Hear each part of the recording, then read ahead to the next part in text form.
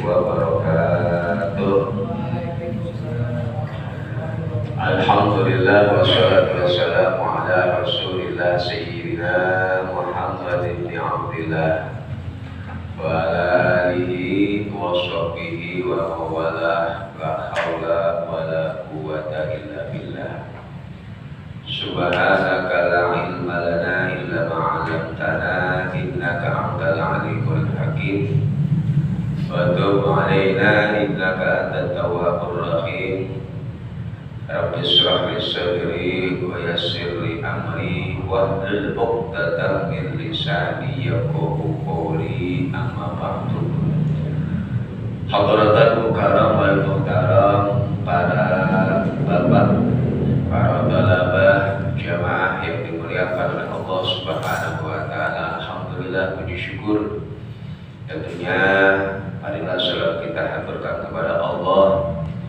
Alhamdulillah atas berbagai limpahan nikmat dan juga anugerahnya yang telah diberikan kepada kita. Alhamdulillah pada malam hari ini kita semua bisa berkumpul kembali dalam rangka thalabul ilm. Mudah-mudahan apa yang menjadi niat kita semua dan apa yang kita usahakan mendapatkan keberkahan dari Allah Subhanahu wa taala baik di dunia maupun di akhirat. Amin ya rabbal alamin. Shalawat dan salam tentunya marilah selalu kita haturkan kepada suri tauladan kita, junjungan kita, yakni Nabi kita, Nabi besar Muhammad Sallallahu Alaihi Wasallam, beserta para keluarga-keluarganya, para sahabat-sahabatnya, para pengikut-pengikutnya, dan mudah-mudahan kita semua ini termasuk daripada orang-orang yang kelak akan mendapatkan syafaat dari baginda kita Nabi besar Muhammad Sallallahu Alaihi Wasallam, dengan syarat tentunya kita harus bisa mengikuti suri tauladan dari Nabi Muhammad Sallallahu Alaihi Wasallam. Karena tidak ada sesuatu apapun yang bisa kita andalkan ketika kita nanti menghadap Allah, apalagi harta, kedudukan, atau nasab kita. Kita mengaku misalkan orang besar, dilahirkan dari orang besar itu semua tidak ada manfaatnya sama sekali untuk kita kalau kita bukan termasuk orang-orang soleh, bukan termasuk orang-orang yang selalu melakukan kebaikan. Sebagaimana hadis Nabi Muhammad Sallallahu Alaihi Wasallam yang diriwayatkan oleh Imam Muslim, yang pada akhir hadis beliau mengatakan, man bata'a bihi amaluhu lam yusri bihi nasabuhu. Barang siapa yang lemah, kendor di dalam amalnya, bermalas-malasan di dalam melakukan amalan ibadah, dia malas ibadah, tidak mau melakukan ibadah, maunya hidupnya enak, tidak mau berlomba-lomba di dalam kebaikan, maksudnya amalan yang dia lakukan sedikit, al-ghairul kamil, atau amalannya gak sempurna, awal sayyi, atau amalannya amalan buruk, ya, maka lam yusri, sedikit pun nasab yang tinggi yang dia miliki ini tidak bermanfaat dan tidak berguna. Ailam yang wahbu syarabu nasabihi, nasab yang dia miliki, kedudukan yang dia miliki ini sama sekali tidak memiliki efek dan pengaruh bagi dirinya ketika nanti di hadapan Allah Subhanahu wa taala. Dan ini yang dikatakan oleh Al-Imam Al-Ghazali. Beliau mengatakan, man danna annahu yanju bitaqwa bihi, siapa orang yang menyangka, dia berkeyakinan, dia menyangka bahwa dia akan selamat disebabkan memiliki bapak yang bertakwa, memiliki orang tua yang alim, memiliki orang tua yang luhur budi pekertinya, tapi dia sendiri buruk, karena kamandana annahu, maka orang tersebut seperti halnya dia menyangka yashba'u bi akli abihi, dia akan merasa kenyang kalau bapaknya makan. Paham nggak? Ya, nggak mungkin kita punya bapak makan kita ikut kenyang, nggak mungkin. Sesuatu yang maka kemuliaan di sisi Allah itu dinilai dari ketakwaannya. Bagaimana kita berusaha untuk melakukan amalan-amalan baik yang bisa mengangkat derajat kita, bahkan bisa bermanfaat untuk orang tua kita yang telah mendahului kita. Karena nasab yang kita miliki ini tidak berguna dan tidak bermanfaat bagi kita kalau amalan kita kendor, kalau amalan kita lemah. Nah, hadis ini diawali dengan perintah Nabi Muhammad SAW untuk melakukan kebaikan sosial. Yang pernah saya sampaikan, ternyata amalan yang paling efektif untuk kita cepat sampai kepada Allah ternyata bukan sholat, ternyata bukan puasa. Kenapa? Kalau sholat itu pahalanya buat kita, puasa pahalanya buat kita. Itu pun kalau sholatnya benar, itu pun kalau puasanya diterima. Ternyata amalan yang paling cepat kita mengantarkan kita untuk menuju Allah Subhanahu wa Ta'ala adalah amalan yang sifatnya ibadah sosial. Nah, di dalam hadis ini yang diriwayatkan oleh Abi Hurairah, hadis Nabi Muhammad SAW, annahu qala man nafasa an mu'minin kurbatan min kurabid dunya nafasallahu anhu kurbatan min kurabi yaumil qiyamah. Kata Nabi, barang siapa yang menghilangkan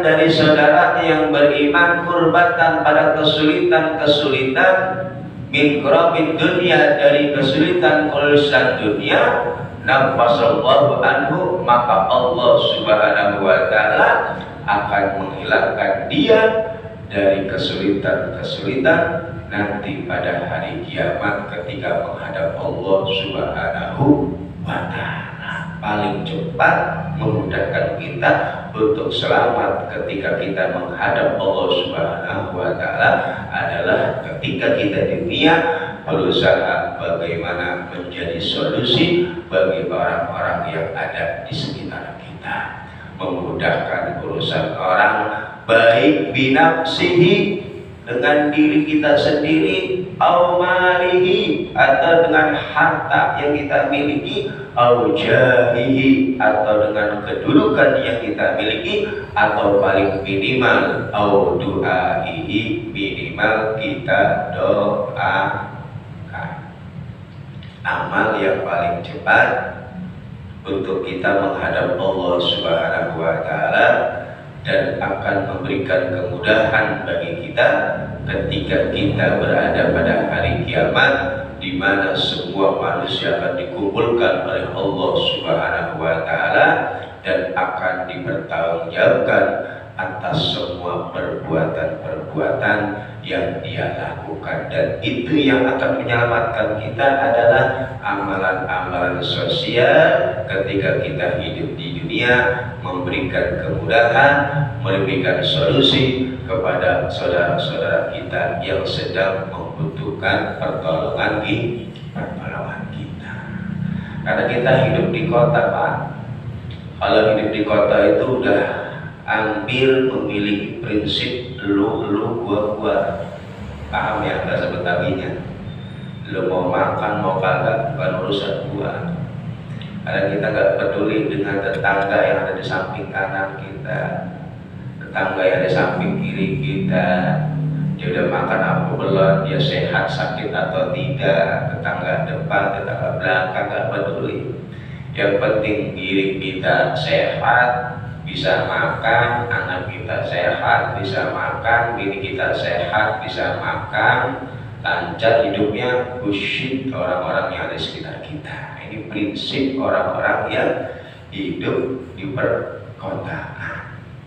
Bahkan hampir tidak mengenal dengan tetangganya, tidak saling sapa antar tetangga. Ya, karena setiap orang yang ada di sekitar kita, dari tetangga-tetangga kita, baik itu muslim ataupun non-muslim, memiliki hak yang harus kita penuhi. Kita sebagai tetangganya memiliki kewajiban untuk memberikan hak dari tetangga kita. Minimal kita hargai, kita hormati, kita doakan ketika mereka sedang mengalami kesulitan. Allah akan bukakan nanti Anda ketika menghadap Allah Subhanahu wa Ta'ala, dimudahkan ketika pada hari kiamat.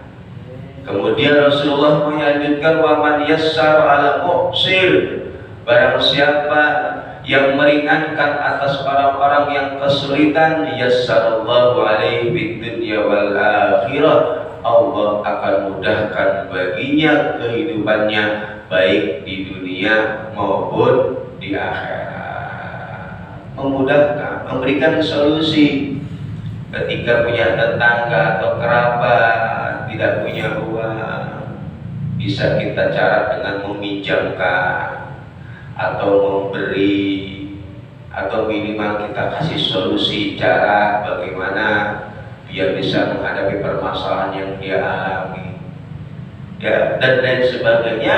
Intinya bagaimana kita memberikan solusi bantuan untuk saudara-saudara kita yang sedang kesulitan, maka Allah Subhanahu wa Ta'ala akan permudah urusan kita baik di dunia maupun di akhirat nanti. Itu salah satu kunci kesuksesan seseorang baik di dunia maupun di akhirat.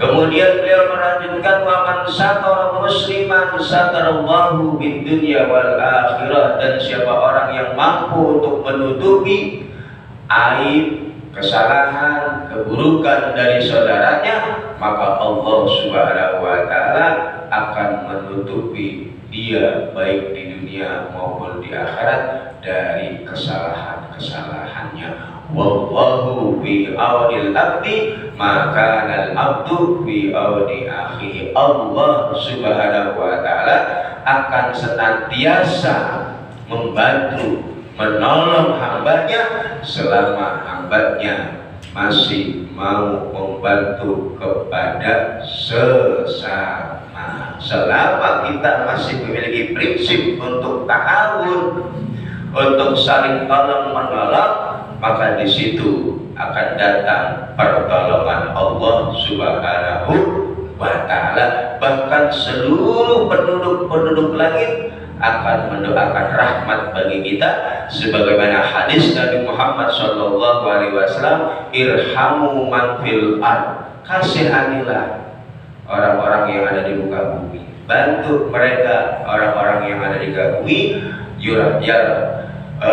yurhamkum man fis sama, maka kalian semua akan dikasihi oleh makhluk-makhluk Allah yang ada di langit, dari para malaikat-malaikat Allah, kekasih-kekasih Allah Subhanahu wa Ta'ala. Inilah prinsip hidup yang diajarkan oleh baginda kita Nabi besar Muhammad SAW, bagaimana kita bisa membantu, berbagi kepada sesama, tidak mengandalkan nasab kita, tidak mengandalkan leluhur kita, tidak mengandalkan harta kita, tetapi kita berusaha untuk fastabiqul khairat, berlomba-lomba di dalam kebaikan.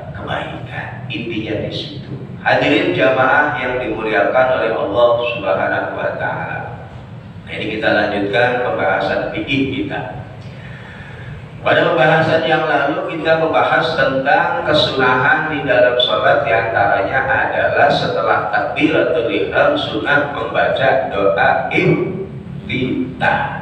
Allahu akbar kabira walhamdulillahi katsira wa subhanallahi bukratan wa asila. Inni wajjahtu wajhiya lilladzi fatara as-samawati wal arda hanifan musliman wa ma ana minal musyrikin. Inna sholati wa nusuki wa mahyaya wa mamati lillahi rabbil alamin la syarika lahu wa bidzalika umirtu wa ana minal muslimin. Nah, itu doa iftitah yang diriwayatkan oleh Imam Muslim, dan banyak juga doa-doa yang lainnya di dalam bacaan doa iftitah.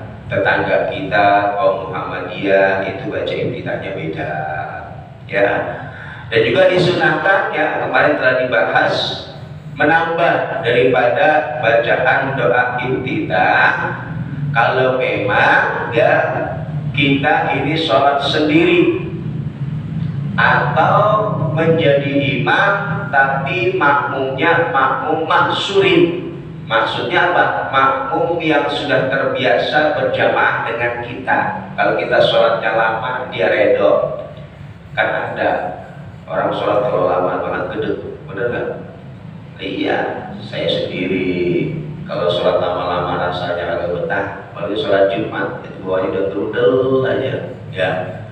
Ya, gara-gara padahal hal yang baik, gara-gara hal yang baik tapi tidak sesuai porsinya, ya, maka akan menjadikan orang sakit hati sama kita. Gara-gara kita akhirnya orang membuat dosa. Islam begitu toleransi, bahkan di dalam ibadah pun mengajarkan untuk toleransi, menghormati, menghargai waktu orang lain. Sunnah baca doa iftitah ditambahkan doa, ya, mana doanya? Allahumma ba'idni baina khotoyaya kama ba'adta bainal masyriqi wal maghrib. Allahumma naqqini min khotoyaya kama yunaqqas thawbul abyad minad danas. Allahumma ighsilni min khotoyaya kama yughsalus thawbu bil ma'i wassalji wal barad. Nah, itu ditambahin doa itu tuh. Bagi siapa? Pertama, bagi orang sholat sendiri. Yang kedua, bagi imam mahsurin. Maksudnya apa? Jamaahnya udah biasa sama dia, dilama-lamain juga udah biasa. Kayak tete pada nih, kan biasa jamaah mana nih, lama-lamain gak bakal berudel. Tapi kalau dia imam masjid agung, imam masjid pinggir jalan, banyak orang musafir lewat mampir sholat di situ. Ini namanya orang waktunya beda-beda. Ada waktu kesibukannya, pengen buru-buru pulang atau jam masuk dan sebagainya. Ini sholatnya dilama-lamain, maka enggak sunnah lagi, bahkan makruh hukumnya memanjangkan dari doa iftitah tersebut. Sunnah bagi dia sendiri kalau dia lagi sholat sendiri atau berjamaah tapi makmumnya ridho mau dia mau. Sama khutbah Jumat juga begitu. Ya, ini khutbah Jumat sampai sejam. Ya, lama, hampir 70%, 90% orang sholat Jumat jarang yang fokus mendengarkan khutbah Jumat. Yang ada dia ngantuk aja. Apalagi masjidnya ada AC-nya, udah enak banget, udah pagi kerja. Ya, bayar johor panas-panasnya berangkat ke masjid, berangkat aja udah awang-awangan Jumat itu. Dia berangkat aja udah alhamdulillah, dia Jumatan aja udah alhamdulillah, udah awang-awangan, sampai duduk di situ nungguin khatib lama. Waktu itu diatin, waktu itu lama, waktu brudel aja itu. Gara-gara khatibnya lama, ada banyak jamaah yang melakukan perbuatan dosa, gibahin khatibnya. Gara-gara siapa? Gara-gara khatibnya. Man a'ana ala maksiatin, siapa orang yang membantu atas kemaksiatan, walau bisitri kalimatin, walau hanya dengan separuh kalimat, karena syarikat lahu, dia termasuk orang yang melakukan maksiat. Ya, makanya jangan jadi orang yang membantu orang lain untuk melakukan maksiat. Cegah itu kemaksiatan dari diri kita dulu. Gara-gara kita orang akhirnya melakukan perbuatan maksiat. Geruduk kan maksiat, ngomongin imamnya, ngomongin khatibnya. Gara-gara khatibnya lah, gara-gara dia sendiri agak peka. Nah, Islam ngajarin toleransi. Tidak hanya dalam kita bermasyarakat, dengan tetangga, dengan keluarga, dengan lingkungan, dengan non-muslim, bahkan lagi ibadah loh. Ya, diajarkan kalau memang jamaahnya itu terbatas, jangan dipanjang-panjangi. Dan cukup tadi doa iftitah, gak perlu tambahin. Ruku sunnah itu 11 kalau dia sholat sendiri. Allahu Akbar, subhana rabbil azim wa bihamdihi, subhana rabbil azim wa bihamdihi, subhana rabbil azim wa bihamdihi 11 kalau sholat sendiri. Atau imam yang jamaahnya maksud ini jamaahnya orang mana tahu, Masjid Agung bacanya 11, lama rukunya, sujud juga 11 sama ya sunahnya kalau sholat sendiri. Nah kalau dia jadi imam, jamaahnya orang banyak, orang luar, cukup 3 udah ya, cukup di 3. Mau ditambahin silakan, sholat sendiri di rumah 11 tuh ya. Jadi Islam betul-betul memperhatikan hak hambanya. Allah Subhanahu wa Ta'ala memperhatikan hak hambanya di dalam melakukan aktivitas di dunia ini. Kemudian wa ba'da iftitahi wa takbiri salati 'aidin in ata bihima yusannu ta'awudun walau fi salatil janazah sirran walau bil jahriyah. Dan setelah kita membaca iftitah dan membaca takbir di dalam sholat Id ya, apabila kita melaksanakannya, karena takbir 7 kali 5 kali itu sunnah ya, dan dibawa juga tidak merusak daripada ibadah sholat Id kita. Sunnah 7 kali 5 kali. Nah ternyata lupa, itu gak apa-apa ya. Ya apa setelah kita baca iftitah, kemudian setelah takbir dari takbir sholat Id, karena kalau sholat Id itu iftitahnya di takbir awal ya, sholat Id itu Allahu Akbar, iftitah, selesai iftitah baru takbir lagi 7 kali. Allahu Akbar, alhamdulillah, wa la ilaha illallah, Allahu Akbar, alhamdulillah, wa la ilaha illallah. Diletak doa iftitahnya itu setelah takbiratul ihram. Kalau takbir selanjutnya itu sunnah ya, di takbirul Id ya, karena takbir sholat Id. Jadi habis takbiratul ihram Allahu Akbar, doa iftitah. Kemudian dia takbir lagi untuk takbir sholat sunnah Id. Allahu Akbar, subhanallah, alhamdulillah, wa la ilaha illallah, akbar, Allahu Akbar, subhanallah, alhamdulillah, wa la ilaha illallah, akbar, sampai 7 kali. Nah, disunahkan setelah kita baca doa iftitah, kemudian setelah takbir di dalam sholat Id ya, yusannu ta'awudun, sunnah untuk membaca ta'awud.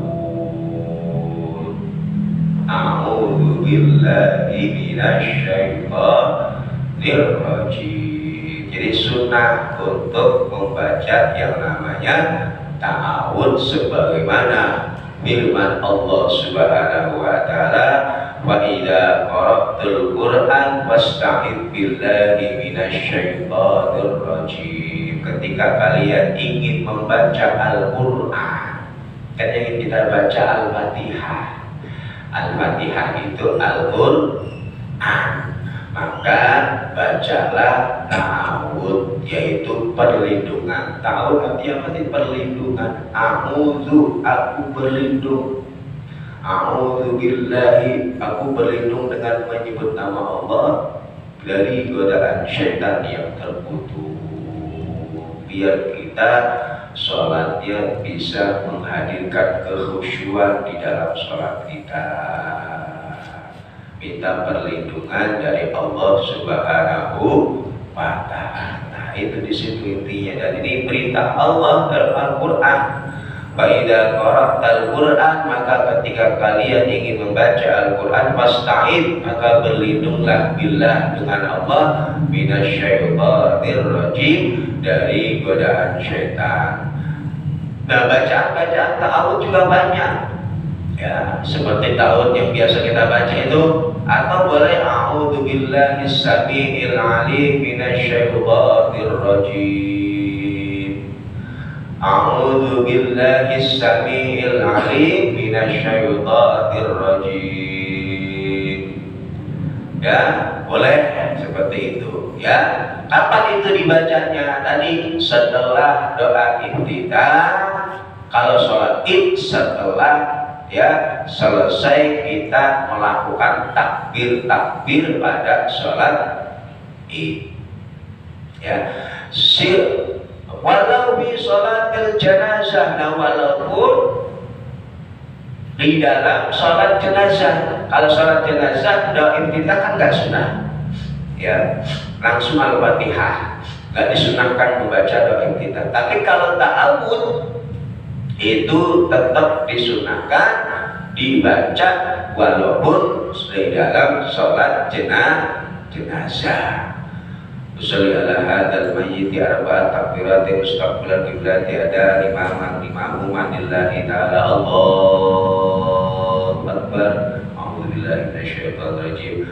Bismillahirrahmanirrahim. Baru ya itu di dalam sholat jenazah sirran, tapi bacanya dengan cara tidak mengeraskan suara, minimal didengar oleh telinga kita. Walau bil jahriyah, walaupun sholatnya sholat yang berbangsa mengeraskan suara. Kayak tadi sholat maghrib, maghrib kan baca fatihah, baca surat dikerasin, tapi ta'awudznya tetap dipelanin, gak usah kita keraskan suara. Wa in jara sama imamihi, walaupun sudah duduk dengan imamnya. Kalau ta'awudz, kalau kita sudah terlanjur duduk dengan imamnya, la yusannu, sudah tidak disunahkan lagi. Ya, kepada pembahasan kemarin ya. Au yajlisu ma'mumun ma'imamihi, kalau kemarin itu tidak disunahkan lagi membaca doa iftitah. Contohnya kita datang imam lagi tahiyat awal, kan kita tuh pasti takbir langsung ikut duduk, benar-benar ya. Kita datang imam lagi tahiyat awal, ya udah kita takbir Allahu Akbar langsung duduk.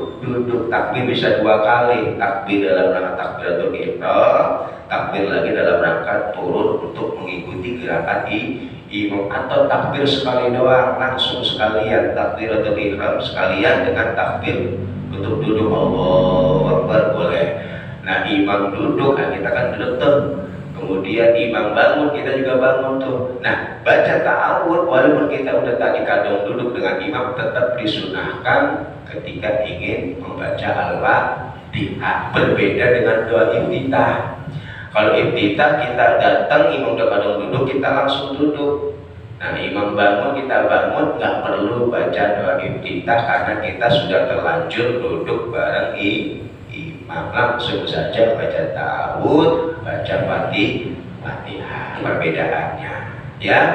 Wa in jalasa ma imami kulla rak'atin, baca ta'awudz ini dibaca di setiap rakaat, bukan hanya pada rakaat pertama. Rakaat kedua bangun sebelum Fatihah, a'udzubillahi minasyaitonir rajim, baca Fatihah. Malam yusra bi qira'atin wal sahwan, itu tadi baca ta'awudz selama dia belum terlanjur baca Al-Fatihah. Kalau sudah terlanjur baca Fatihah, ya sudah, tidak disunahkan lagi, nggak perlu balik lagi. Habis takbir Allahu Akbar, Bismillahirrahmanirrahim, Alhamdulillahirabbil alamin. Oh iya, belum baca ta'awudz, balik lagi, nggak perlu. Kalau kita sudah terlanjur membaca surat Al-Fatihah, walau sahwa, walaupun lupa. Oh iya lupa, tadi belum baca ta'awudz, balik lagi, nggak perlu. Ya, karena kesunahannya sudah hilang, karena kita sudah terlanjur membaca surat Al-Fatihah. Wa huwa fil ula ataduna, membaca ta'awudz pada rakaat pertama ini sangat-sangat ditekankan kesunahannya. Wa tuqra'u tarku, bahkan hukumnya makruh ditinggalkan bagi orang yang tidak membaca ta'awudz. Ya, jadi pada rakaat pertama itu sangat-sangat disunnahkan untuk didahului dengan membaca ta'awudz. Al-Imam Nawawi dalam kitab Al-Adhkar mengatakan, wa'lam anna ta'awudha mustahabbun bil rakatil ula bil ittifaq. Ketahuilah bahwa membaca ta'awudz itu sangat disunahkan pada rakaat yang pertama dengan kesepakatan ulama. Tidak ada yang menolak, semua sepakat pada rakaat pertama itu hukumnya sunnah. Fa illam yata'awwad bil ula atabi bisaniya. Nah, kalau dia sudah terlanjur tidak membaca ta'awudz pada rakaat pertama, maka baca di rakaat kedua. Ya, baca di rakaat kedua. Wa kata yu'idu law sajada imamihi litilawah. Begitu juga kalau kita sudah terlanjur sujud bersama imam dalam rakaat sujud tilawah, ya itu juga ya tetap disunahkan untuk membaca ta'awudz. Paham ya? Jadi urutan sholat yang selama ini kita lakukan tuh, ini bimbingannya dan semua ada hadisnya. Dari mulai pertama gitu, rukun sholat apa? Pertama takbiratul ihram, takbiratul ihram, berdiri sampai ini semua bimbingannya. Jadi yang kita diajar itu dihafalin dari kecil, ada referensinya, jangan khawatir, kita tinggal ngikutin doang. Ya walaupun sebagai ulama mengatakan imannya muqallid itu nggak sah. Muqallid apa? Orang yang ikut-ikut doang. Ya kita imamnya muqallid, taklid. Ya, Anda percaya pada Allah itu ada. Dari kecil sih kita sudah didoktrin bahwa Allah itu ada. Ya, tanpa paham argumentasi atas keadaan Allah Subhanahu wa Ta'ala. Karena ketika kita mengatakan bahwa Allah itu